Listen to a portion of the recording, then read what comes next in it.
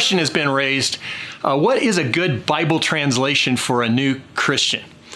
Well, whatever one you have available, that's a good one. Just grab it and start reading it. But if you're a new Christian, I encourage you to start in the New Testament. In fact, I would encourage you to start in the Gospel of John. That has historically been a really good place for new believers to just read slowly through the words and the teachings and the life of Jesus and seek to apply it to your own life.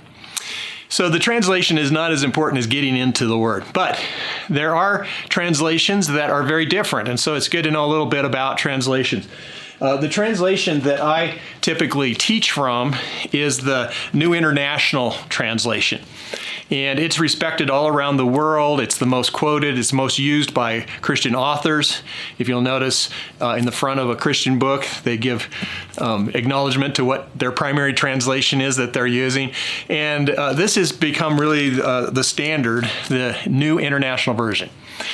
Now, if you want a translation that's a little bit easier to read, you might think of the New Living Translation. I really like this too, and I read this devotionally. My wife and I listen to this almost every morning while we're getting ready with the YouVersion Bible app, which has hundreds of translations on it, by the way, if you want to experiment with different translations.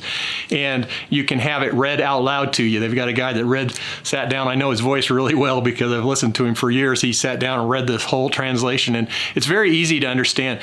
And so this might be the best translation for you as a new Christian. I would experiment with it a little bit before you purchase one by going to the YouVersion Bible app.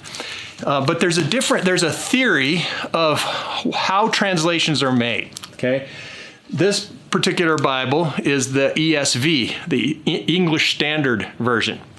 And I also really like this study Bible, and I use it often. These are my favorite three translations right here. And what's interesting about these translations is they are all done with a different philosophy. They're all done by a committee, and you want a translation that's done by a team of scholars, Old Testament and New Testament scholars. Otherwise, it'll just be a paraphrase if it's one person doing it, like the Message. The Message is a paraphrase. One person sat down and kind of rewrote the Bible, and he's a scholar, and he did a good job, but it's not quite as trustworthy for studying. It's more of a devotional tool. These are all done by committees, but they have a different philosophy. You see, there's a scale, and over here is a very word-by-word, literal interpretation. And over here is more of a thought-by-thought translation. And there's good arguments for either type. But the ESV is harder to read because they stay so close to every word of the Hebrew and the Greek, and we don't speak English the same as the Hebrew and Greek language. And so that's why sometimes it feels a little awkward to read it, even though it is very close to the original words.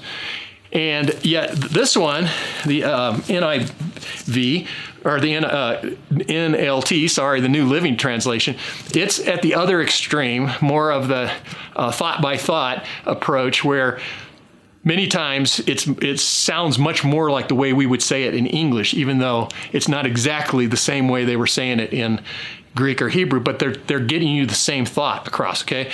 And the NIV is right in the middle of that spectrum. From way over here, very literal, word-by-word translation. Way over here, a little looser translation, but more about the thought that was intended to be communicated. And then right in the middle is the New International Version, which I use for teaching. God bless you, and I hope that you have some rich Bible study in whatever translation you prefer.